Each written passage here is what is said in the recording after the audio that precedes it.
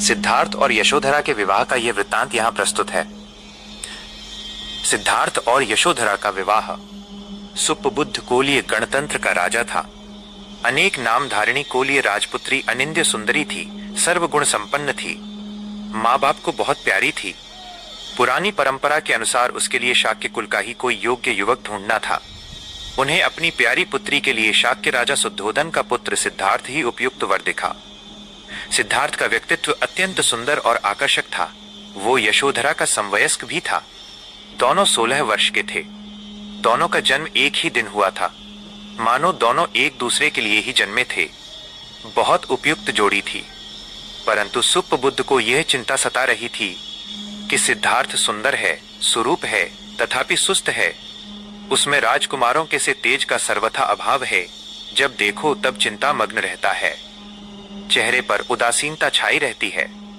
अधिकांश राज ज्योतिषियों ने इसके बारे में भविष्यवाणी की है कि यदि इसने गृह त्याग नहीं किया तो चक्रवर्ती सम्राट बनेगा। परंतु इसमें सम्राट बनने के कोई गुण नजर नहीं आते। सम्राट न होकर सामान्य राजा हो तो भी इसमें शौर्य वीर्य तो होना ही चाहिए। लेकिन सिद्धार्थ में इन गुणों का सर्वथा अभाव है।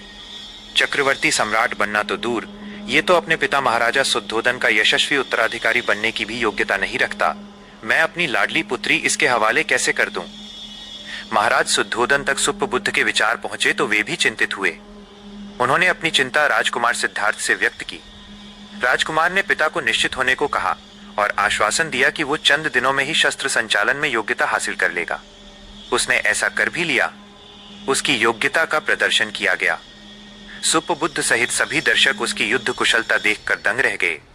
विशेषकर एक बिगडेल घोड़े पर वो चढ़कर उसने जिस प्यार से थपथपाकर उसे वश में कर लिया, विस्मयजनक था। अनेक शस्त्रास्त्रों के साथ साथ धनुर्विद्या में उसे शब्द भेदी और बाल भेदी कला का प्रदर्शन करते देखकर सुपबुद्ध विभोर हो उठे।